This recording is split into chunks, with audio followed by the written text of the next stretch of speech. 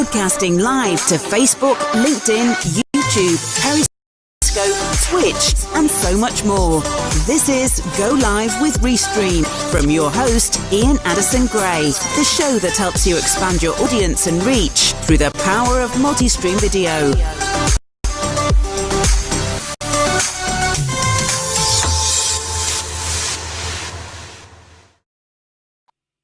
Hello, Ian Anderson Gray here. Welcome to the Go Live with Restream show. This is the show that helps you expand your audience and reach through the power of multi-streaming video. This week,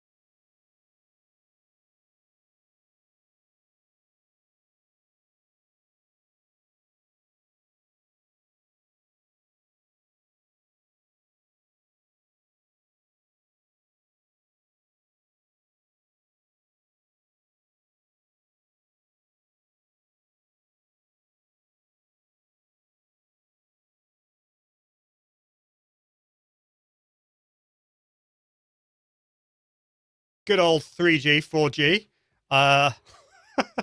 So I think I can still see Kim there, which is good. So apologies. Let me know whether you can still see me. The good news is with Restream Studio, the great thing is that even if your internet goes down, it still keeps on streaming, and then you can pop in and go back. So the wonders of 3G and 4G. If you could let me know in the comments whether you can see this okay, that would be awesome.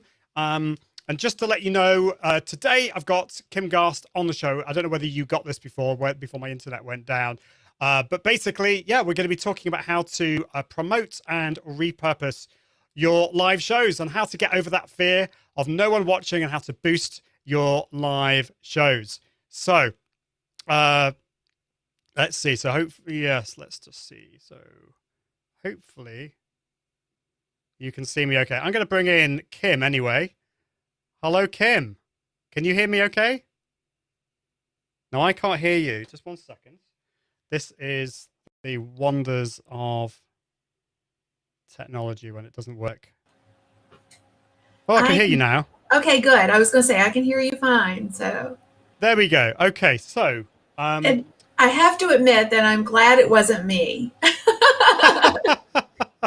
As you know, I've had internet issues, so I'm like, yeah, oh my gosh, you had internet issues last time. So a few people are saying, "Oh, video working now." Yeah, that's good. Yes. So right. Just if you didn't, I don't know whether you heard this, Kim, but basically our internet just went down. Yes. And the joys of live streaming. Yes, exactly. So fabulous. Well, anyway, it's great to have you here. I was going to introduce you. But I will do that now. I mean, maybe you can introduce yourself. I gave a little bit of an introduction before. We're really excited to have you on the show last week, but unfortunately we had to reschedule that. But we've known each other for about 5 years, and you're incredibly big in the world of digital marketing, presence on pretty much all the socials. And you've written a book, and I love the book. It's Will the Real You Please Stand Up, Show Up, Be Authentic, and Prosper in Social Media. I think is quite an apt title, really, for this show, isn't it? It is. That's one of the things with live video, too. People get a chance to see you, and if you're not authentic and you don't show up as who you are, if you're just stuffy and professional or whatever, well, if you're professional, in normal course, then that's okay too. But people get a sense for you very quickly with live video. And I've been using live video in my business to grow my business and connect with people and give value back to my community since like the first week of Periscope, when Periscope first rolled out. So it's been a fabulous opportunity. I highly recommend live video for any business owner. I don't think there's a business owner or a type of business out there that can't benefit from live video.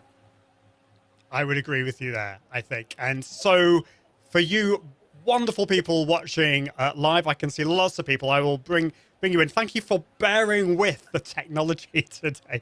Of all times for the internet to go down, it would have to be now. But yes. that's what like happens. I said, I was thankful it was you and not me, because I just knew. I was like, oh no, here we go. So it happens. It does. And I've talked about this on the show. I had a power cut one time, and then followed by the following week when I had rescheduled the guest. It was what was it? Oh yeah, the internet went down then. So there we go. Anyway, just to see who we've got here. So yeah, we had a lot of conversations about the fact that people couldn't see us. But Martin Buckland, great to see you, Martin. Kevin Kwok is here. Not seeing you. Well, hopefully you can see me now. Open arms. Cannot see. Tobias, no picture, only audio, but it is working now. Last minute English. Aha, video working now. John Leyland, there you are. 2 glasses. Good. Yes, I wonder whether there's going to be any compliments about your glasses today, Kim. Well, I know we were, talking about glasses last week and how they've just become a part of our brand. So it's kind of cool. You get to a certain age and you need them. What can I say? Well, yes, less said about that, the better. But it is true. Yeah, right. Moving on. Kim says, Kevin says, hi, Kim.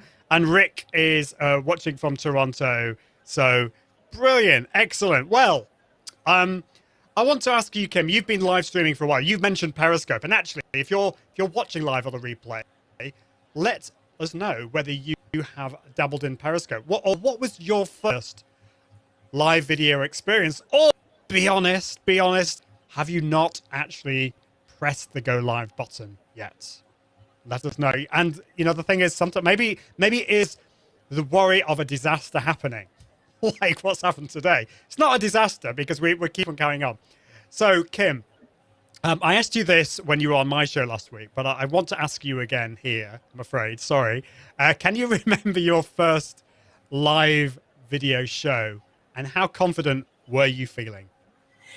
So the first time we went live, or I went live, was at Social Media Marketing World, and it was the first day that Periscope was released. Obviously, we were at a social media conference, so when they released it, there was a lot of buzz around it, and at the time, I was like, okay, let's see what this is all about. So Donna Moritz and I, who was another speaker at the conference, we were on our way to the networking event that evening, and we're like, well, let's just download this and let's just test it out and see what it is.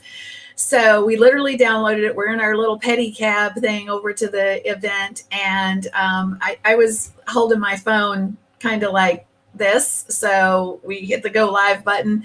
So my thought now, in hindsight, we weren't thinking about holding our phone up correctly so that people could see our faces. We were just looking at the phone like, you traditionally think to do. So most people probably saw our nose hairs, but we were very fascinated by the influx of people that came and watched. I mean, we were just goofing, we weren't doing anything. We weren't delivering any real content.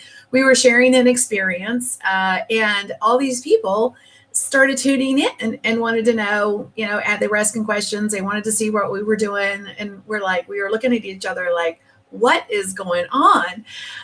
So it was just a really eye-opening experience, because it made us realize that people wanted to see what we were up to, and it didn't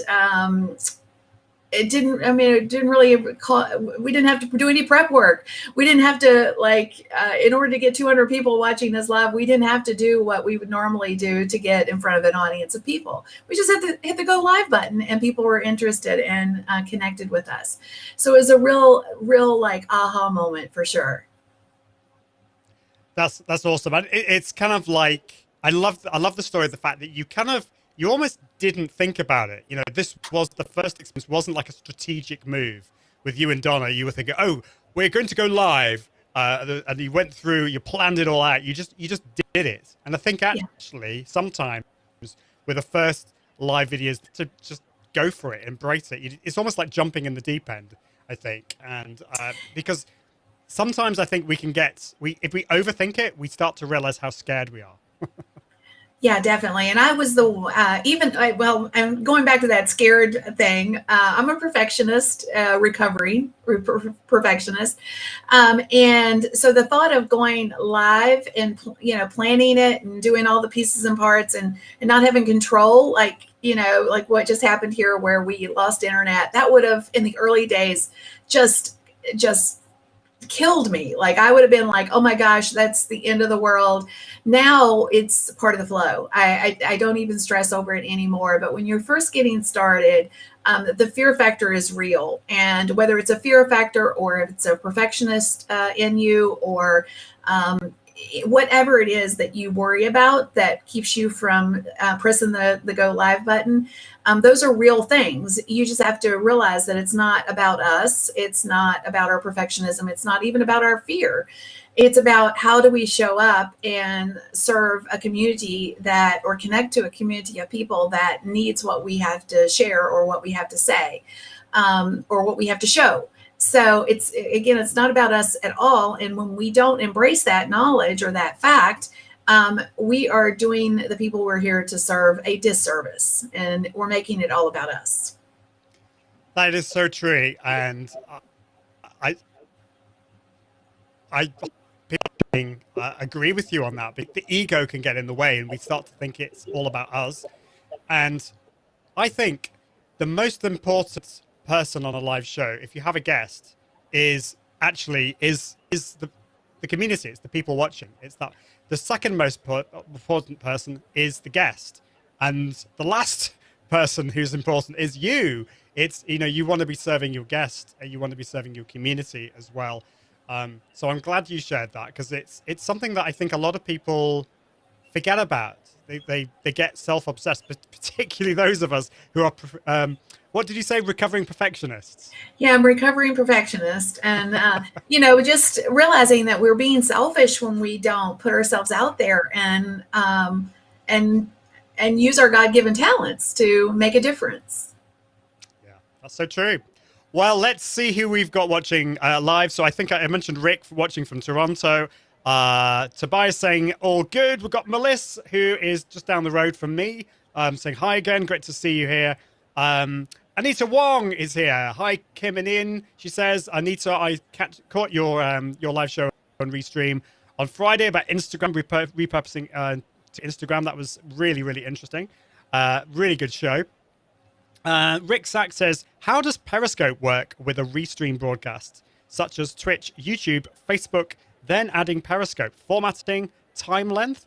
So this is an interesting question. We're going to talk about repurposing a little bit later on in the show, but why don't we just focus on this question right now? Because I know that maybe tell us a little bit about what you do in your show, Kim, because I know that you go live to. Well, tell us where you go live to and whether you do go live to Periscope, because Periscope was a big one for you, wasn't it? Yes. So I started in the early days of Periscope and prior to Facebook Live and all the other opportunities we have. And then when Facebook Live came along and other social platforms started to embrace live video, there was no great tools like Restream to multicast or simulcast. So we were using multiple devices. We'd have two phones or a phone and an iPad, and each device would be going live on a separate platform. Now we have great tools like Restream, which makes it amazing. And I do have a live show every Monday at 10 a.m. Eastern Standard Time. It's the Marketing That Grows Your Business show. So it's focused on, helping people grow their businesses. It's guest driven. So we have, just like this, we have great guests that show up and share their knowledge and their wisdom with us. And we are live on Periscope, Facebook, YouTube, and LinkedIn Live simultaneously. And then, of course, we repurpose that content in a multitude of ways, which I know we're going to be talking a little bit more about. Yeah. So how much do you focus on Periscope these days?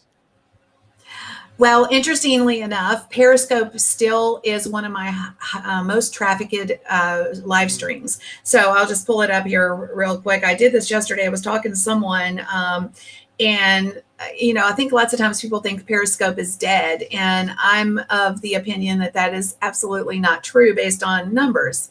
I'm a big fan of monitoring my numbers and my engagement and that kind of thing. But on average, I have anywhere from probably 300 to 500 people on my Periscope stream itself. And that's not including my Facebook numbers. Some days it's as high as 1,000, 1,500. So there's a huge community of people that are still consuming content on Periscope. I think a lot, and maybe they're not new people, but there are definitely people who were using the platform in the early days, and or they are still active on Twitter. So it's there's still opportunity there. That's great. So there is, if you are wanting to focus on Periscope, if your audience is on Twitter, then definitely check that out. In terms of the length and things like that, I mean, with multi-streaming, obviously you multi-stream to all those channels, so there's no difference really in the way you focus on Periscope. Is that what you would say to that? Yes. I mean, if you are live, you hit the go live button and then you're live in all those places, and the show length is exactly the same, whether you're on Facebook or whether you're on Periscope or YouTube or LinkedIn. When you hit the stop broadcast button, you're done. But the time that you're live is exactly the same on all platforms. That's awesome. So Tobias thank you for letting me know. The no stable connection. Audio stutters quite a bit from time to time. So what I'm going to do, and if this is okay, Kim, I'm just going to ask you to answer this next question. And I'm going to pop downstairs and check whether our internet's up again. And I can swap the connection. I'll talk until you come back. How about that? Yeah, but thank you. So this is the question. This is a great question from Tobias. Kim, would you explain how your audience differs? This is a great question. How your audience differs between the different channels, Periscope, LinkedIn, Facebook. Could you maybe tell us about that? While I go and fix it. Absolutely. Such a great question. So I'm fairly new to LinkedIn Live. I think I've had LinkedIn Live maybe about 5 or 6 months. It took a little bit of effort to get LinkedIn Live. As you may or may not know, they haven't released it to everyone yet. So you have to apply for LinkedIn Live, and it took, I don't know, 3 or 4 months for me to for them to say, yes, you can have it. But the interesting part about LinkedIn Live is the community there are they're business people. They're there to consume business related content. They're not there to necessarily look at their neighbors' kids' birthday party photos. They're there specifically for business. So the people that are consuming content or watching my LinkedIn Lives are probably very targeted people. And one of the things that's very fascinating to me about LinkedIn is they do give you some basic analytics. And so you can see, like, based on people's profiles, maybe it'll say, 15 salespeople watched your video, or, certain brands, it'll tell you what brands have watched your video or your live video. So there's some basic analytics, and that's value based to kind of make sure that you know who is watching and are they the right people. So I'm very big on LinkedIn Live. I love the concept behind LinkedIn Live, knowing that I'm attracting the right people there. But every platform's different. Like my Twitter profile or Periscope, a lot of my followers there do consume business related content because I'm constantly sharing business related content. So I feel like that community is very targeted as well. Facebook, same for the most part, because they don't, I get different people on Facebook for sure. And some of them are not always business focused, which is kind of an interesting dynamic. But for the most part, the ones that repeat and watch over and over again are. I have my regulars. They show up almost every week. The beautiful part about live video is it gives you that opportunity to connect and build those relationships out to where you do have the repeats, the regulars, the goodies, the oldies but goodies kind of thing. Thanks, Kim. So I missed the beginning of that, but I've heard the last bit, and that's really, really helpful stuff. So yeah, that's great. Well, unfortunately, my internet is still down, but we're still on 4G. Hopefully people can hear and see this okay. But yeah, that's unfortunately, these things can happen. It happens. It does happen. It does happen. So just before we get on to my next question, I got a question here from Meg. So I was just wanting to know, Meg, if you could maybe kind of explain a little bit more. She says, I'm new to Restream and I keep having problems with adding Instagram stories. So maybe a little bit, if you could tell us a little bit more what you mean by that, because, but this is a question I want to ask you, Kim, about Instagram, because there are different parts of Instagram. So there's the feed. You can post to your feed. You can post a story. There is now Reels. Interested to know what you think about Reels, Kim. And then there's also Live. And if you go live, you have to do it through the mobile app. There are other ways that you can broadcast from your computer, but we wouldn't advise it because it technically goes against the terms and conditions. So yes, I'm just interested in how do you use live video on Instagram? Instagram is the only social platform that I have never hit the go live button. Can you believe that? I've never gone live on Instagram. And now, it's not that I don't believe that there is opportunity there. It's just that I try to use my one time block. So hint, any tool out there that can get Instagram to agree to let them tap into their API that, like, Restream, for example, where we can use one block at a time and go live on all social platforms. That would be the best, obviously. So I'm waiting on that to happen before I really embrace Instagram live. But one of the ways that we do use Instagram, and it's been very effective for us, is to repurpose snippets of our live show. Normally I'll ask a question of the guest. So there will be the question and then there'll be the answer, and we'll take that snippet and we'll use it as an IGTV video. And that has been a very effective strategy for us. It's a way to repurpose that content and use it on Instagram. That makes sense. Yeah. So I think you're going live once and you're multi-streaming on all these different platforms, which is an amazingly great use of your time because you're just going live that one time. And then you're repurposing to other channels such as maybe Instagram or Pinterest, I know is what you use. So we'll maybe talk a little bit more about that in the future later on in this episode. So yeah, Meg clarifies. So when I go live, when I add Instagram story via Yellow Duck. Okay, so this makes sense.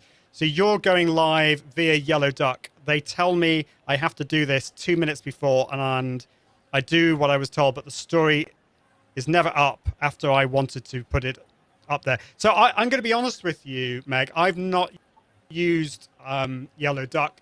I personally, I prefer to broadcast to all the other platforms like Instagram, LinkedIn, Facebook, YouTube from using Restream, but I don't broadcast to Instagram Live from any other platform other than the mobile app.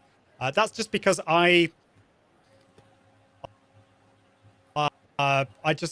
feel more comfortable doing it because I'm not a lawyer at the terms and conditions. Better to do it that way. So that's what I would do, but I can't give you any more information about Yellow Duck. I don't know. Have you got? I don't know. Have I cut out? Are you still there, Kim? Yep, I heard you. Yeah.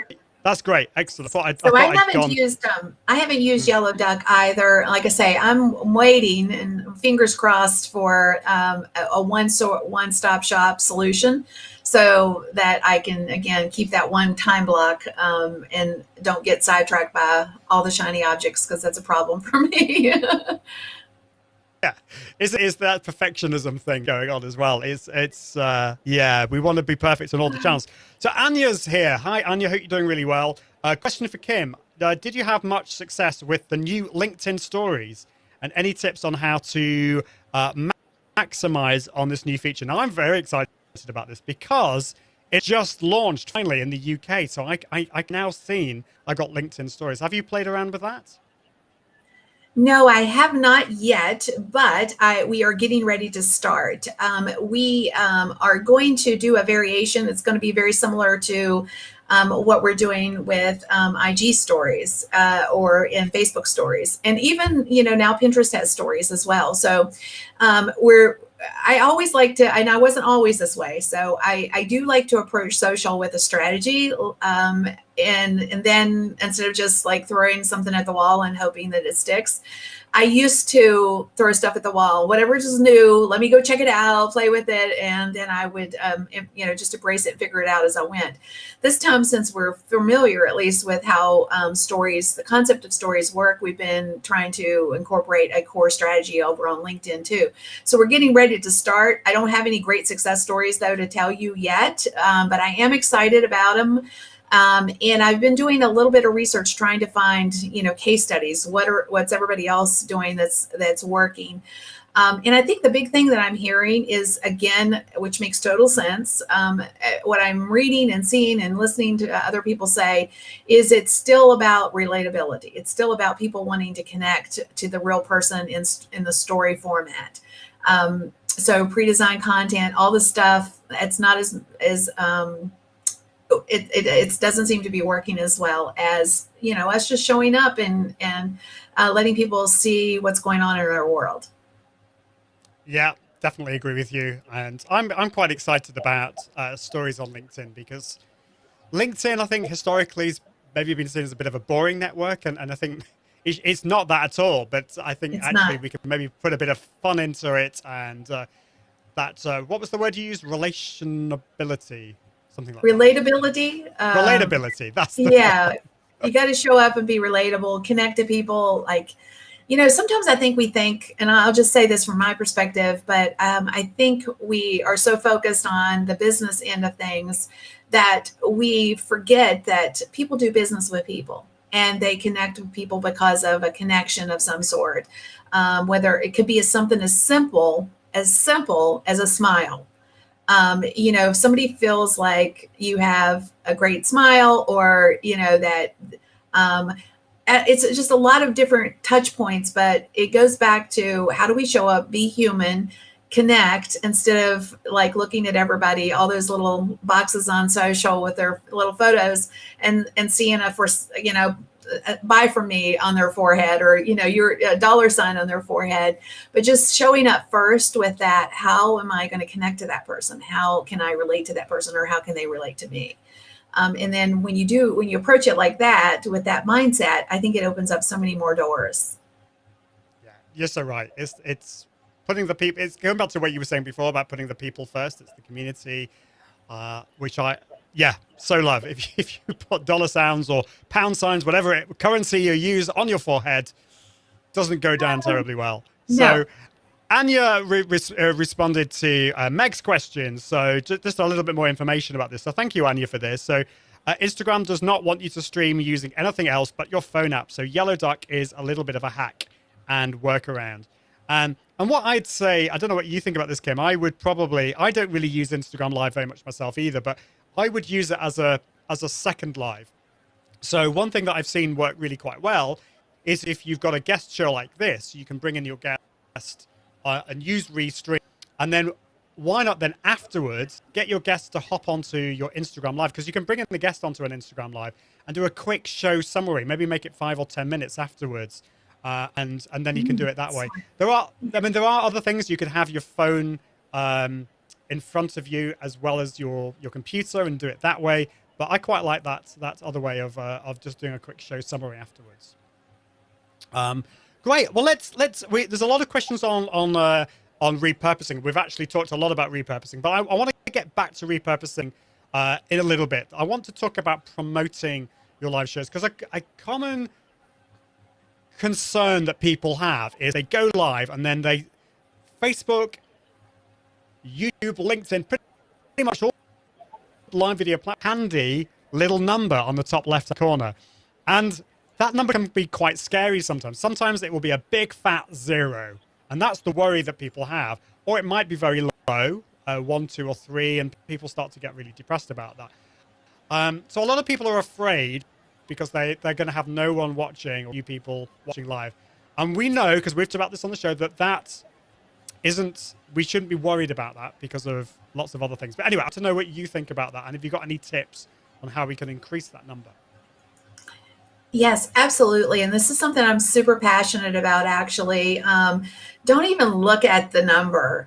In fact, if you need to cover it up with a sticky or whatever, don't even stress over how many or how little people are watching you.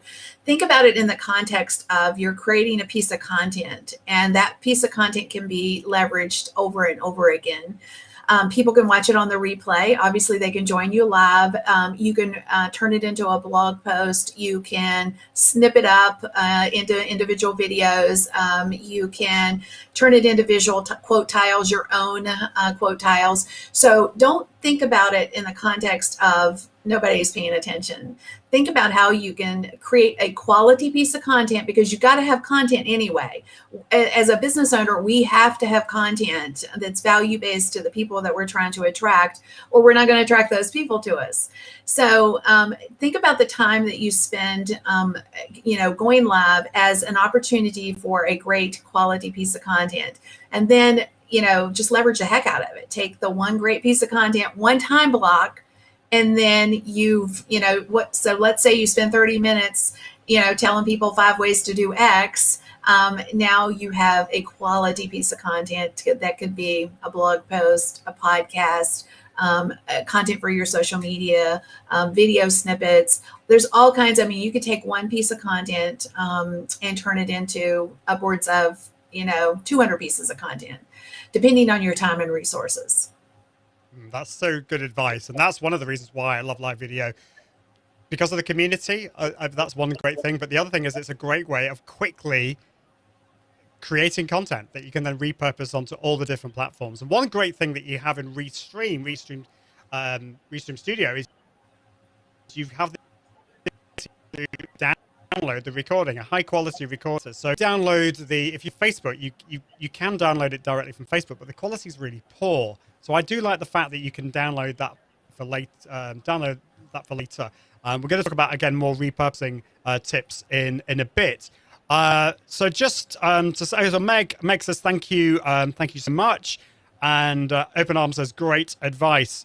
Heather says, lips are not in sync and very hard to watch this. So apologies if there are any tech problems. If you just joined, my internet went down, which was not the best time, just as I start a live show. So I'm actually I'm using my 4G connection, which unfortunately isn't that great where we are. And one thing that I'm going to be doing over the next few weeks is actually get a new SIM card with a better 4G. So if you do have a live show, a regular live show, it's good to have a backup. You know, this is something that I'm going to be talking about on other shows in the future.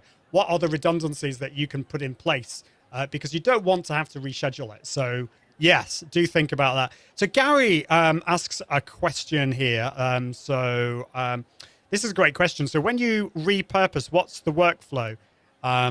I have a video in YouTube, Twitch, and Facebook, and after a live stream, which video do I repurpose?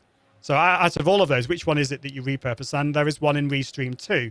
I am a musician, and I noticed the audio quality differs from the platform. I am working at smiling more. That's great. We need to remember to smile. I think sometimes actually putting a little note on in front of you, smile. Yes. So I want to address the smile thing real quick, and then I want to talk about the workflow and directly answer your question. But this is something I had to train myself to do. And I promise you, if you do it, it works. And now I find that I do it all the time and it's unconscious. But the smile is such a big thing. And if you can talk and smile, it's like, you know, your face lights up. People are more attracted to that. And it's important, you know, because it goes back to, again, you want people to feel like that they can just sit down across the table from you and have a conversation. And so that smile is so important. Practice it seriously.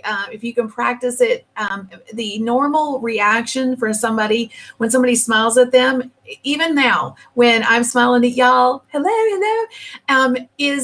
are you more inclined to smile back at me? So it's a normal human thing. And so practice your smiling on your live videos because it works. And it will, again, make people feel like they want to connect with you. So leverage that. And like I say, I find that I do it now all the time. It's become an unconscious thing. Workflow. Let's talk about workflow real quick. I have a very simple system. I have what I call a that was horrible. It wasn't worth repurposing. Have you ever gone live and you're like, I was not on. It was horrible. You felt that it was not a great piece of content. So Ian's nodding his head. So I'm like, so the team, I'll get through and the team will say, so what, what's the deal? Or do we do anything with it? I'm like, no, it was horrible. We're nixing that one. And then I have what I call a half play, which is, okay, that was pretty good. There was some good content in there, but it wasn't 100% great. Let's pick and choose. And then we'll pick and choose the best pieces. And we have what we call a half play, a set of steps that we go through for the half play. And then the full play is the full Monty. It was awesome. Every bit of it was awesome. Let's repurpose the entire thing, which is, podcast, blog, all the socials, everything. It's the whole thing gets sliced and diced, and we use every bit of it. But it really goes back to, again, was the content good enough before I spend time running the full play on it.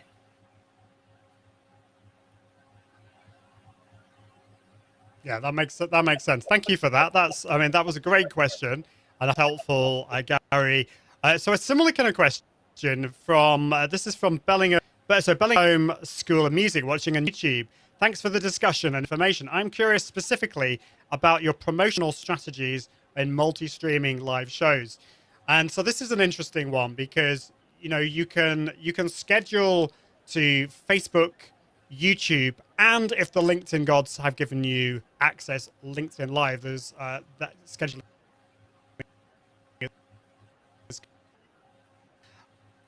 broadcast of those different channels. So what do you do? And what's your promotional strategy when it comes to a multi-streamed live video show, Kim?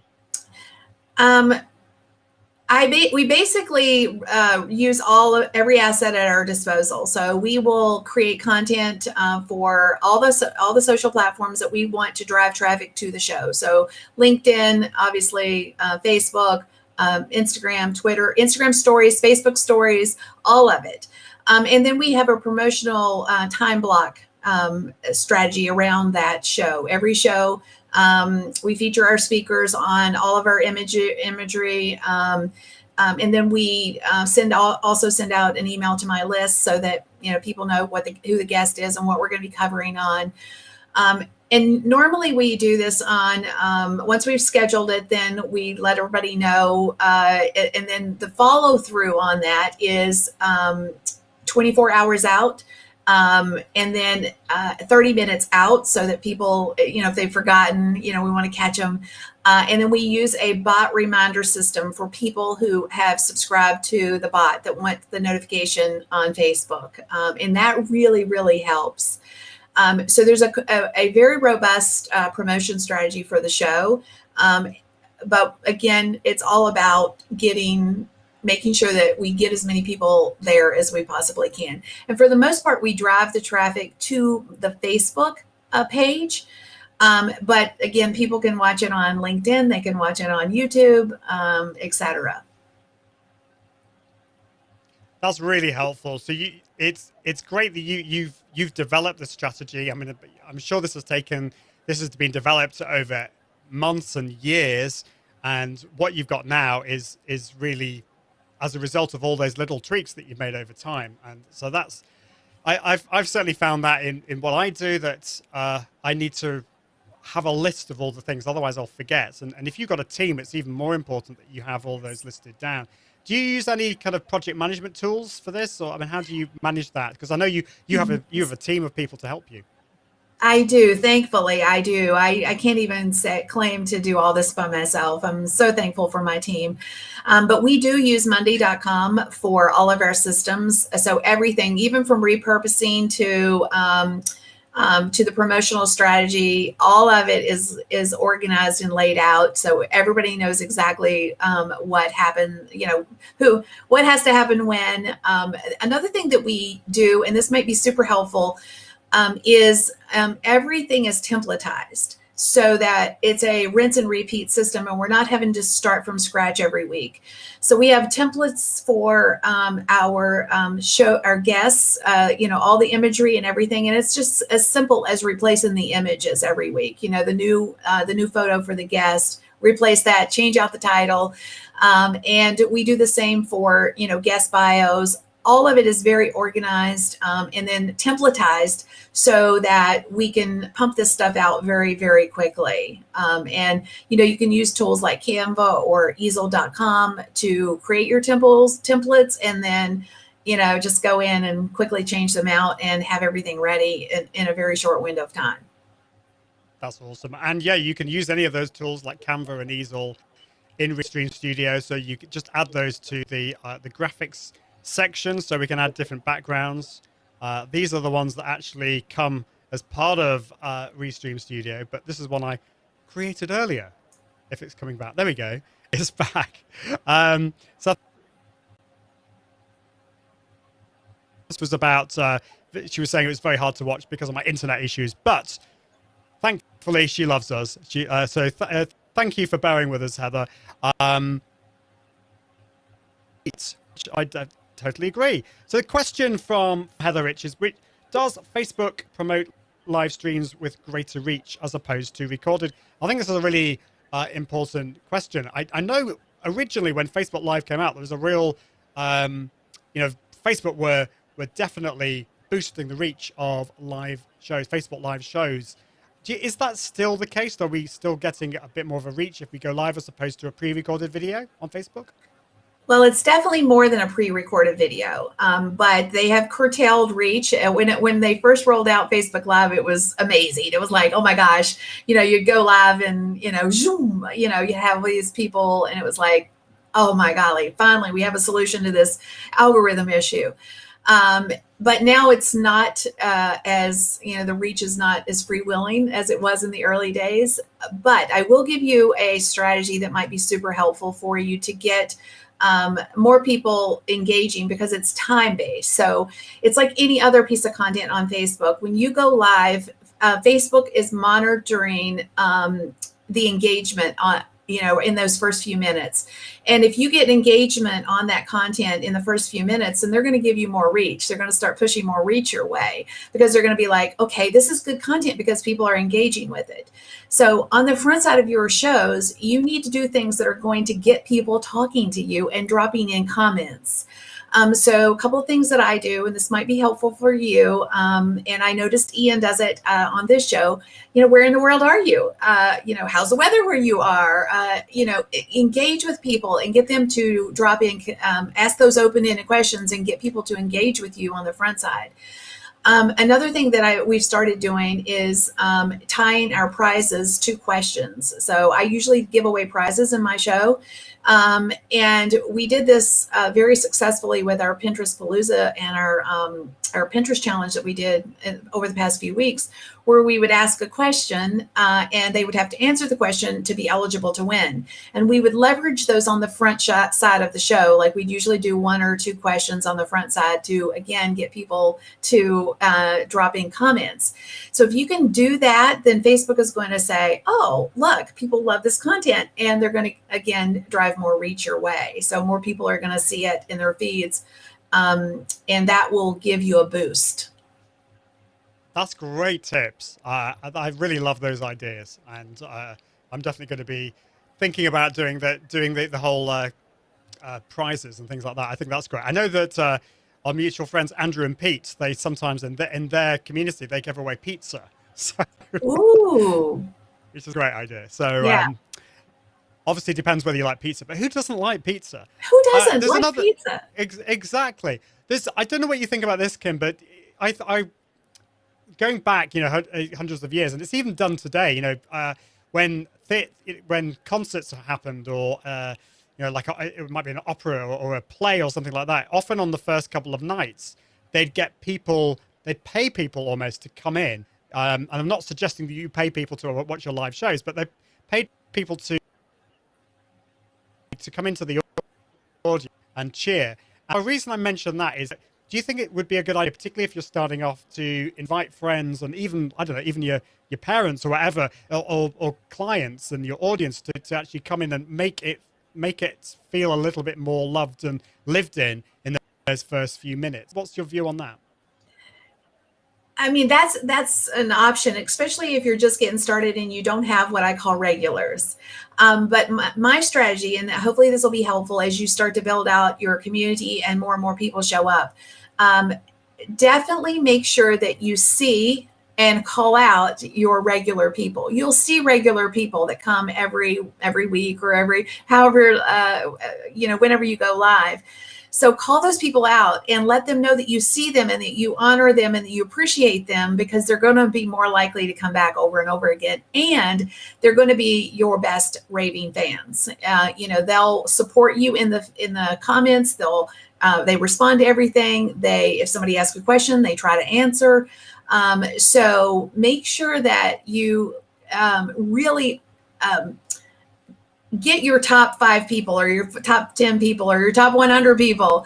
And obviously you can't address 100 people, but you know what I mean? Make sure you see them, speak to them, and let them know that you appreciate them, and they will drive a lot of the positive things that happen in your show.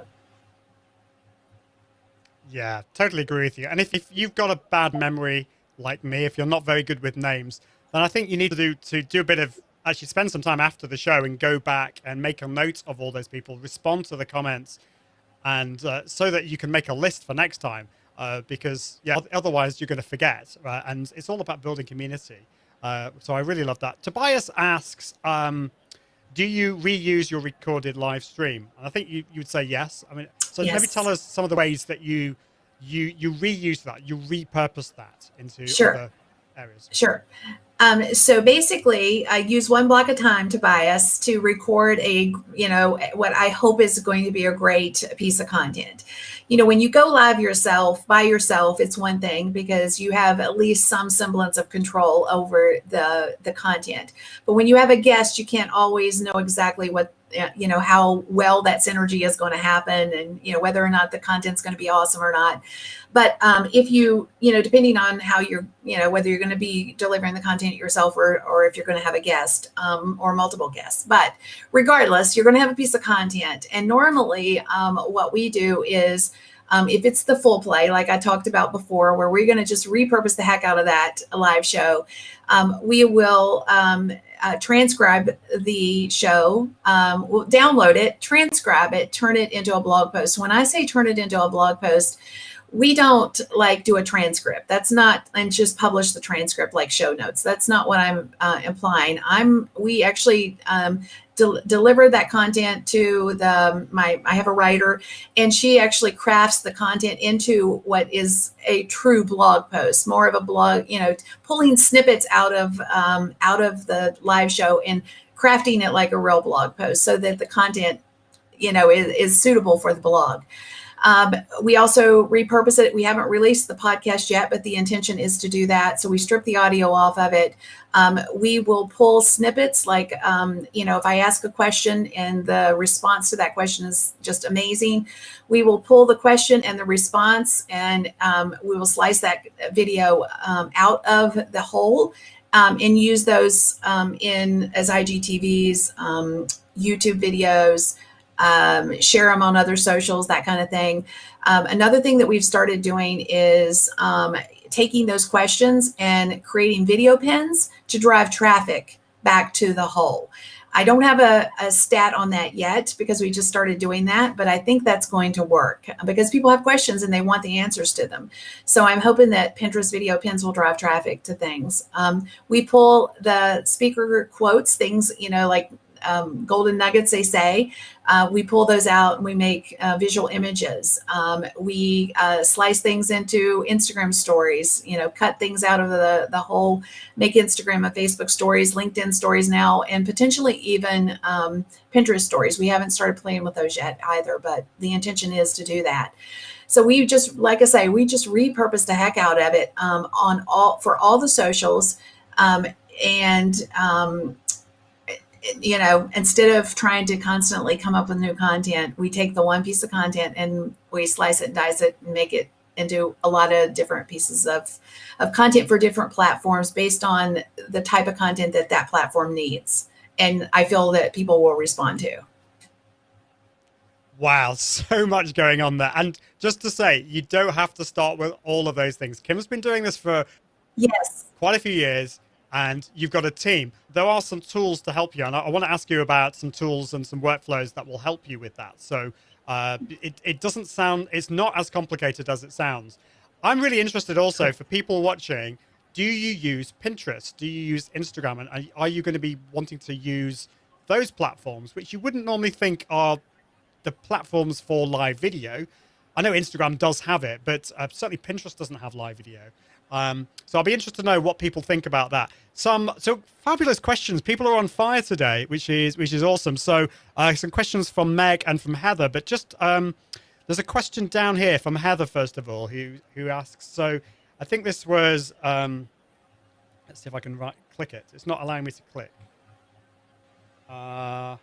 Oops. Are you still there? There we go. Yes. I think I kind of cut out slightly there. But so Heather says no 5-minute pre-live countdown. And so I think this is maybe a question about repurposing. I don't know whether you do countdowns, Kim, but yes, you can do countdowns. So we have a countdown on this show. I have countdowns on my other shows as well. And the good thing is on Facebook, you can trim it. You can actually, once you've finished the live, you can then go in and trim that off. So you just I take the whole of that section out. And you can do that on YouTube as well. You can't do that on LinkedIn yet and other platforms, but certainly on the main ones, Facebook and YouTube, you can. Any thoughts on that, Kim? Well, there's pros and cons to the countdown, in my opinion. The Yeah. pro is if you use a countdown, then it takes sometimes a little bit of time, especially on Facebook, for those notifications. People who've asked for notifications when you go live to actually hit their notifications. So in that scenario, a countdown I think is value based.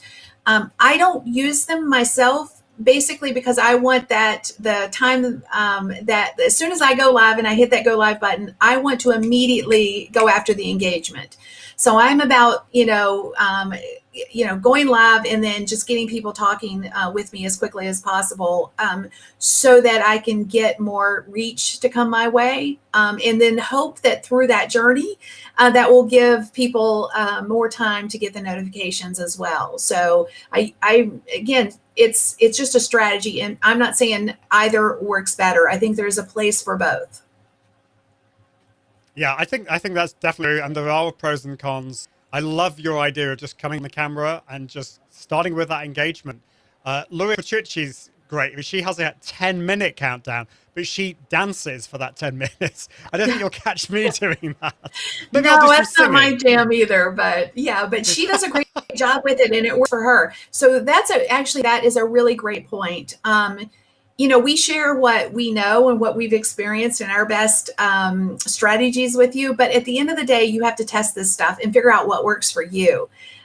In some cases, you may say, well, that makes sense to me. I'm going to, I like Kim's idea. I'm just going to do that. And maybe it'll work for you and maybe it won't. Or you like the concept of, the countdown. Maybe it's a 3-minute or maybe it's a 10 and you want to dance like Laura Petrucci does. But test it out and see what feels right for you and ultimately your community. So true, so true. So Meg asks a great question here. Can I use Restream for Facebook Live on my computer and then use my phone for Instagram stories? Also, any advice on promoting or boosting on Facebook? So the answer to that is yes, you can use Restream on your Facebook Live on your computer and then use your phone for Instagram stories. Absolutely. So any advice on promoting or boosting on Facebook ads? Because you can't boost, you can't promote a Facebook Live. Do you ever go into for your lives? We don't boost any of our Facebook Live content, but we do retarget our live video viewers for specific things. My recommendation would be the retargeting versus the boosting, because the boosting is going to get a wide reach based on how much money you spend. Is it going to be the right people versus people that have actually watched the content? They were interested. So the retargeting element just makes more sense if you're going to spend money. Why not spend money trying to go after people that have shown an interest, not just some random person who may not be interested? Yeah, really good advice. Don't just follow numbers. You've got to get the right people. Meg was saying, did you say Monday.com? I think you did say Monday.com. Is that right? I did. Yes, I'm a huge fan of Yes. Monday.com. Yes. Mm-hmm. Yeah. Excellent. And then Heather also asked, do you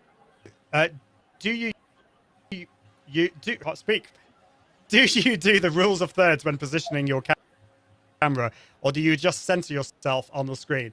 I'd love to do the rule of thirds, but I just center myself. How about you? Yeah, I just center myself, and sometimes I don't. Sometimes I'm a little off center, but usually I just center myself. What looks good is what I usually go with. Yeah, I'm still here. Did I cut out? Okay.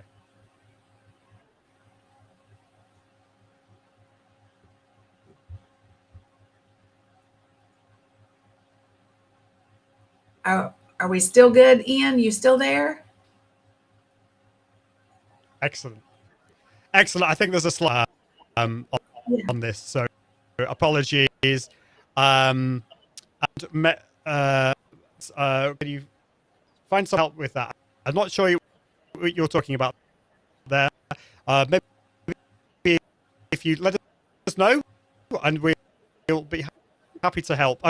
With boosting.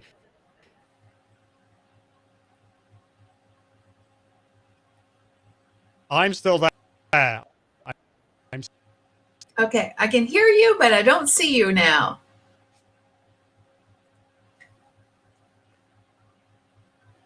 Okay, here we go. The joys of live streaming.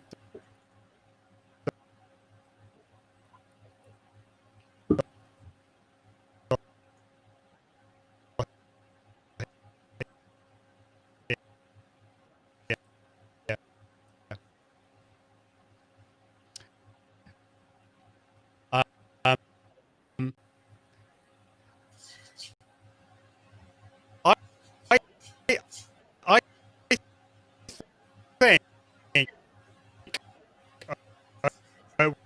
we should. Can you still hear me, Kim?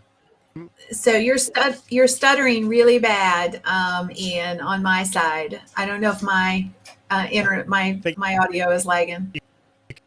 Can still hear me. So let me ask a quick question. Is my audio the question, better? The final question I want to ask Can him, you if the guys technology, see? have you got any tools that can help? Okay.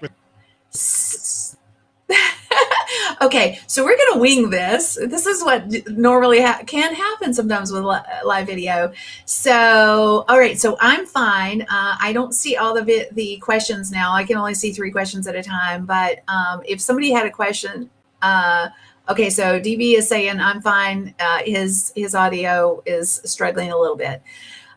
So one of the questions that I thought I saw flash by was, how do you get help with all of this stuff, the repurposing stuff? There's so many great tools out there today that it doesn't have to be super hard. I do use rev.com as my transcription tool because of the quality of it. They don't use just AI. You can get a transcript from YouTube these days or Facebook, but the quality of the transcript is not awesome. So I usually just pay to have Rev do it for me because the quality, I don't have to go back through and, spend a lot of time correcting things. But there's tools like vid.io, that's VEED.io, that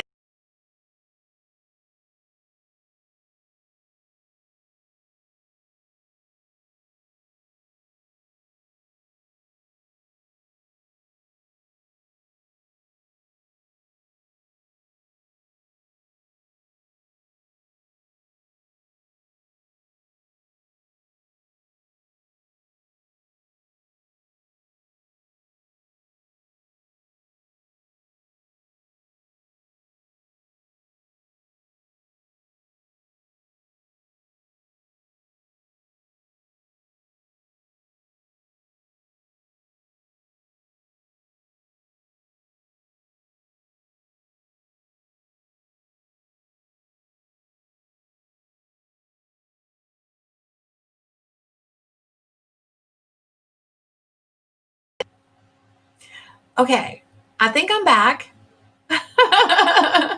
All right, are we back? Okay, so Tobias says he still has an unanswered question. So while you're figuring out, they say my audio is okay. So Tobias, drop in your question and I will continue to talk and answer, and hopefully we can get Ian back in here. Like I say, we are going to wing it. All right, so it looks like I am back. You guys can see me. All right. So anyway, let me finish what I was talking about. Tools that make this process easier. Tools like vid.io, that's VEED.io. Other tools like Descript.com. I love Descript. It's a wonderful tool. It's a repurposing tool. And then Tobias says, how much are you engaged on all platforms besides the live streaming? Can you tell in % how much live streaming versus how much classic posts? I think basically from a perspective of actual engagement, I'm shifting. I'm just going to be totally transparent with you guys. I'm shifting my focus a lot to places where my content can work for me. Places like Pinterest and YouTube, for example, where you can be found. Those are search engines, and they don't require you to have massive communities on and serve those communities like Facebook, Twitter, etc., Instagram. The reason that I am shifting this dynamic is just based off of numbers. So I have roughly 600,000 Twitter followers, about 400,000 Facebook fans, and about 26,000 Instagram followers. And my number one traffic source is my Pinterest account.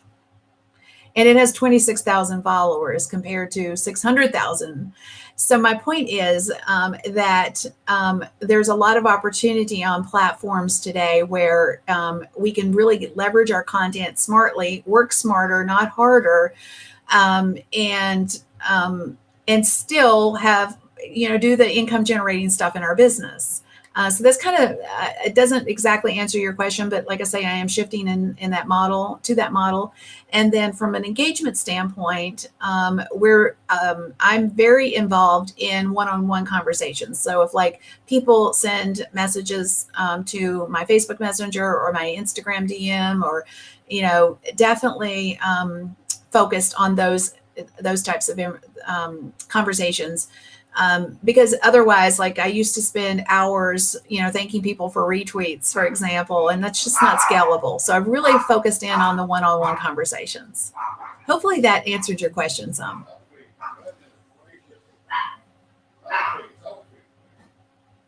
I don't hear you, Ian.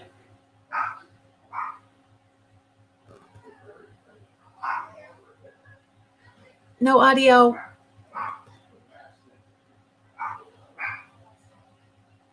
We've had so many great questions, though. We may have to, once you get your internet up and running, we may have to do this again.